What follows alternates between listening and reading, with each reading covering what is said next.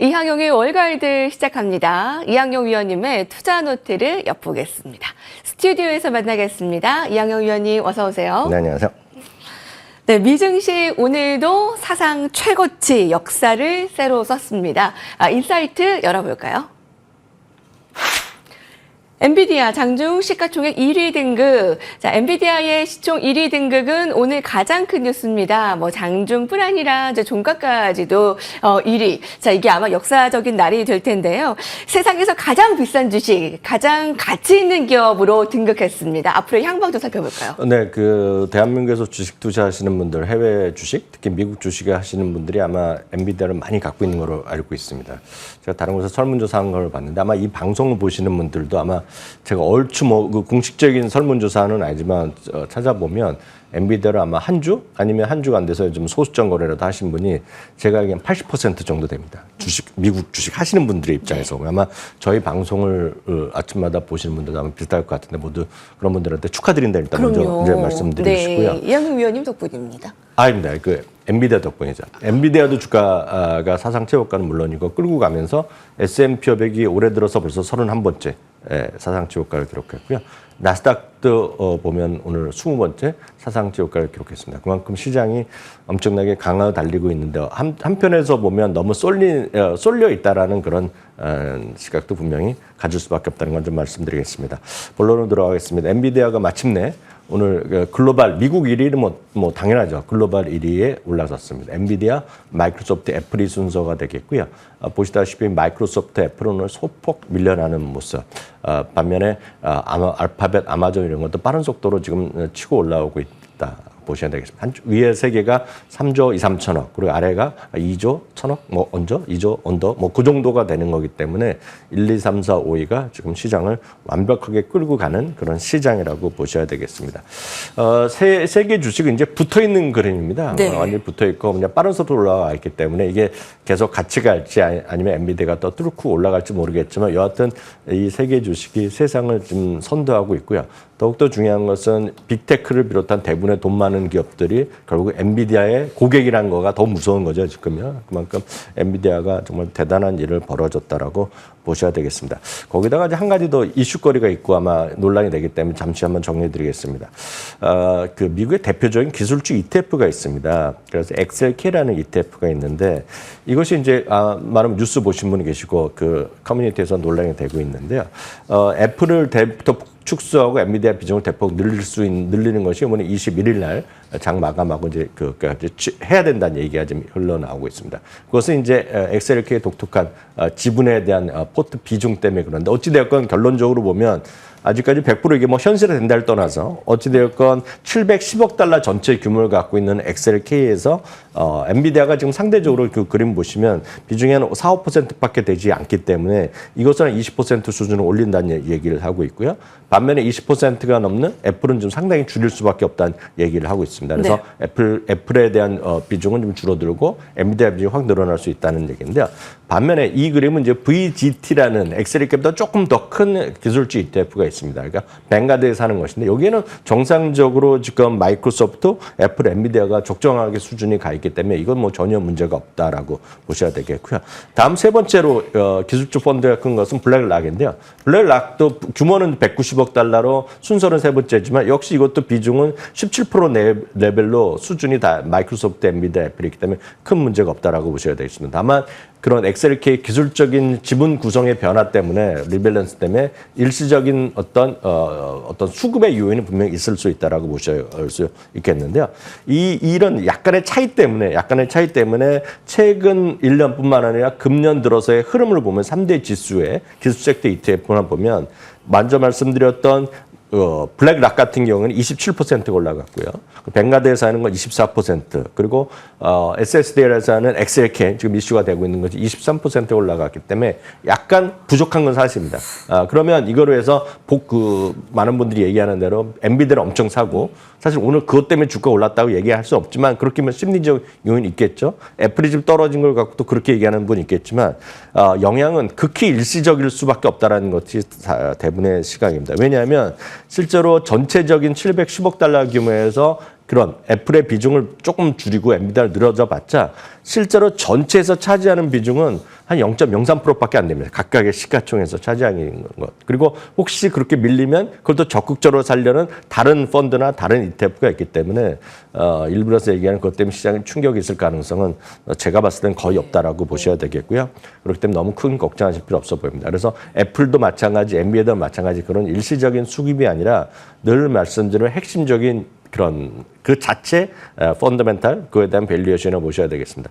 내일 오늘 혹시 아시는 분 계시겠지만 오늘 밤 미국 시장이 열리지 않는 거 혹시 알았을 텐데 그래서 아마 엔비디아에서 내일 조금 더 자세히 말씀드릴 시간을 갖도록 하겠고요. 약속드리겠고요. 여하튼 엔비디아는 지난 실적 발표 이후에 거의 한 40개, 50개의 IB들이 목표주가 올려놨습니다. 애플도 최근에 올리긴 했지만 애플은 한 5개, 6개. 애플은 여전히 중립 의견도 꽤 많다는 것만 아시면 되겠습니다. 그래서 애플과 엔비디아의 차이, 마이크로소프트 타이즈 같은 것은 너무 그 자체 의미보다는 수급의 의미보다는 그 자체 펀더멘탈 변화 그리고 장기적인 매수 관점 여전히 유지하시면 되겠습니다. 예.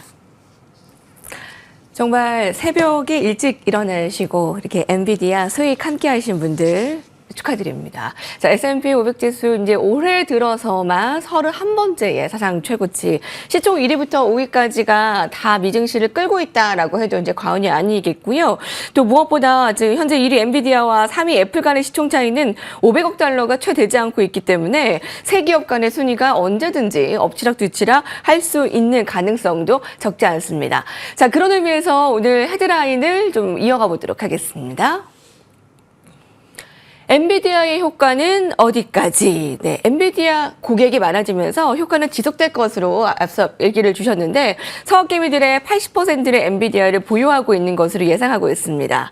자, 20%도 뭐 반도체는 꼭 가지고 계시겠죠? 자, 어떻게 반도체 주식들 좀 한번 분석을 해본다면요? 네, 다시 한번 말씀드리지만 엔비디아의 주가의 상승이 언제까지 올라갈지 뭐 이런 거를 우리가 함부로 예단하기는 쉽지 않습니다. 다만 엔비디아의 고객은 젠슨이 얘기했던 대로 특정 기업만이 아니라 모든 산업 분야 그리고 엔비디아의 젠슨이 얘기한 거 보면 각국의 주권 국가들이 모두 갖고 해야 된다는 얘기를 하고 있습니다. 그래서 사우디아라비아를 국왕 만나서도 그러고 아랍에미레이트 국왕, 뭐 왕자를 만나서 똑같은 얘기하고 있고 어느 나라 국가를 만나서도 그런 얘기를 하고 있는 거죠. 실제로 그런 주권을 갖고 AI를 갖고 있기 때문에 언젠가 뭐 대한민국 정부도 이런 거 갖고 와야 되는 거 아닙니까? 각국의 군사들 육군이나 뭐 해군, 공군 다 갖고 가는 거고 그렇기 때문에 전방위적으로 수요가 늘어난다는 것 자체에서부터 출발하셔야 될 것 같고요. 그 외에 이제 다른 기업들도 많이 나오고 경쟁도 언젠가 가겠지만 당장 올해 내년까지는 거의 독과점적인 지위를 갖고 있다는 것은 아마 많은 분들이 이해를 하실 것 같습니다. 그런 관점에서 이 방송을 통해서 꾸준히 말씀드리지만 엔비디아를 좋아하시면 엔비디아를 갖고 하시는 것이 누가 뭐라도 1순위라고 보셔야 되겠고요. 네. 엔비디아 이외의 주식을 제2의 제3의 엔비디아는 큰 의미는 없습니다. 다만 엔비디아는 워낙 많고 아니면 엔비디아 개별 주식에 너무 겁나신 분은 두 번째로 하실 거는 엔비디아 다음에 하실 것은 엔비디아가 포함된 ETF를 좀 보시는 게 낫겠고요. 그 다음에 굳이 하신다 그러면 그 종목을 찾으셔야 되겠지만 다시 한번 이제 엔비디아 중심으로 보는 게 좀 맞다라고 보셔야 되겠습니다. 그럼에도 불구하고 엔비디아 말고 반도체 주식을 찾는 분이 또 계시고 엔비디아를 충분히 갖고 계신 분들 입장에서 다른 이런 자리에서 소개를 해드린다고 말씀드리겠습니다. 이런 노력은 모든 미국의 증권사도 마찬가지고 심지어는 국내 증권사의 애널리스트 이런 걸 하는 분야가 있지만 늘 말씀드리면 미국 주식을 제일 많이 아는 사람은 누구겠습니까? 미국의 IB들이 잘 알거든요. 그러니까 그런 원문에 좀 충실하고 그런 쪽의 자료를 보시는 게 아마 좀 미국 주식 투자하시는데 좀 더 유리할 거라고 보고 있겠고요. 그런 관점에서 마켓워치가 조사하는 것을 한번 보여드리도록 하겠는데요. 네. 이들이 얘기하는 것은 너무나 그 명확한 기준을 갖고 있습니다. 뭐냐면 종목을 선택할 때 지금 현재 주가도 중요하지만 목표 주가라는 게 있습니다. 목표 주가의 컨센서스라는 것이 있습니다. 바로 이 부분이 제가 하루도 빼놓고 말씀드리고 중요한 부분이지만 월가에서 가장 중요하게 미국 주식 할 때 보면 월가 애널리스트의 컨센서스, 투자의견의 컨센서스나 목표 주가 이런 걸 중시 여기셔야 됩니다. 국내 주식에서의 습관, 그러니까 많이 샀다 팔았다 하고 차트로 보는 거는 미국 주식에 거의 의미가 없다라고 보셔도 좀 맞다라고 보고 있습니다. 그래서 미국 주식에 투자 의견 이런 걸 좀 중시하실 필요가 있다는 거 다시 한번 강조드리겠고요. 그래서 이들도 투자 의견의 목표 주가의 전체적인 컨센서스 대비 지금 현재 주가가 얼마냐. 그리고 가장 투자 의견 중에서도 가장 높은 목표 주가, 가장 낮은 주가 등등을 고려해서 컨센서스까지 상당한 어떤 아직까지 여력이 있고 목표 주가까지 갈 여력이 있고 당연히 투자 의견의 중립 이상 매수 의견을 가까운 주식들로 뽑아놓은 것이 한 10개 종목을 마켓워치에서 뽑아놨다라고 보셔야 되겠습니다. 여기 보면 주가 올라간 것도 있고 약간 약한 것도 있지만 주가 올라가고 떨어진 것이 중요한 것이 아니라 항상 펀더멘털을 중시하신 말 다시 한번 강조드리겠고요. 그런 관점에서 한 10종목 여기 표에 좀 보여드린 거가 되겠고요. 네. 그중에서 많은 분들이 익숙하고 그나마 조금 더 편한 것들을 몇 가지만 보여드리면 마벨 테크놀로지라는 기업이 있습니다. 마벨 테크놀로지도 여기 분류에 딱 포함된 기업이 되겠고요. 다음은 AMD입니다. AMD는 최근에 이제 엔비디아에 쫓아가다가 좀 상당히 떨어지고 있는 주식인데, 그때 AMD도 좀 마켓워치에서는 그 안에서 분류되는 것이 되겠고요. 온세미컨덕터도 여러분들 많이 들어봄직한 기업이 될 것 같습니다. 그리고 마이크로칩 테크놀로지, 그리고 아날로그 디바이스 등이 그런 종목으로 분류되고 있습니다. 다만 앞서도 말씀드렸다시피 제2의 종목, 제4점의 종목을 찾느니 엔비디아가 개별 종목으로 너무 비싸서 너무 사상치 효과. 지금 오늘도 보면 $130 되면 많은 분들이 이렇게 생각하지 않습니까? 지금 이번에 분할하기 전에 1100, 1200이었는데 왜 그때도 못 사고 지금 사냐 이런 얘기 하는 거거든요. 그래서 네. 그런 분들은 적응하기 쉽지 않습니다. 아무리 뭐라 그래도. 그렇기 때문에 그런 분들은 제2의 제3의 종목보다는 ETF를 하시는 게 낫습니다. 네. SMH가요. 대표적인 반도체 ETF가 되겠고요. SMH에 보면 엔비디아 같은 것도 상당히 들어있다라고 보셔야 되겠고요. SMH랑 거의 비슷한 추적하지만 엔비디아 비중은 상당히 다른 것이 SOXX, 속스라는 것이 있습니다. 그래서 이런 것들을 위주로 보시는 것도 여러분들 좋은 방법이다라고 다시 한번 조언드립니다. 네. 오늘 마켓워치의 분석에 따르면 이제 반도체 주식 주목할 만한 그 10선 10개 종목을 한번 살펴봤고요. 엔비디아를 이제 대체하는 종목을 찾기보다 엔비디아가 가장 1순위가 될 것 같습니다. 그것이 좀 부담된다면 엔비디아가 포함된 ETF까지 이제 분석을 해봤는데, 하지만 지금 월가에서도 분명히 이제 경고의 목소리가 있습니다. 바로 이제 쏠림 현상에 대한 부정론인데요. 이 부분도 오늘 체크를 해보죠. 자, CNBC입니다. 쏠림의 경고 목소리. 자, AI 관련 주식을 1년 넘게 투자자들의 기대를 받으며 현재 높은 밸류에이션에서 거래되고 있습니다. 자, AI의 열정은 매우 정당하다고 보고 있습니다. 하지만 분명히 좀 반대 의견들을 한번 분석해 볼 필요가 있어 보입니다. 네, 네노라는 수석 투자 전략가 미국 주요 IB들이 있는데요. 이 중에서 대부분인데 어찌됐건 지금까지 이제 남성들이 많고요. 여성 수석 투자 전략가로서 한 유명한 분이 2명 있는데 그분이 중에 한 명이 찰스 섭의 수석 투자 전략가 리즈 앤 썬더라는 분입니다. 이분의 영향 대단한 분이라고 보셔야 되겠고요. 이분이 얘기가 바로 그거거든요. 인공지능 관련 주식, AI 열풍이 1년 넘게 시장을 끌고 왔고 거기에는 상당히 논리적 근거도 있고 합리적이고 주가 이익도 많이 올라왔다는 얘기입니다. 바로 그렇기 때문에 일부에서 얘기하는 닷컴 버블 시대의 어떤 폭락이 이번에도 있을 수 있다는 주장을 아마 많은 분들은 들으셨을 것 같고 방송에서 외국 뉴스도 듣고 아마 국내에서도 그렇게 말씀하신 분 숱하게 들으셨을 것 같은데요.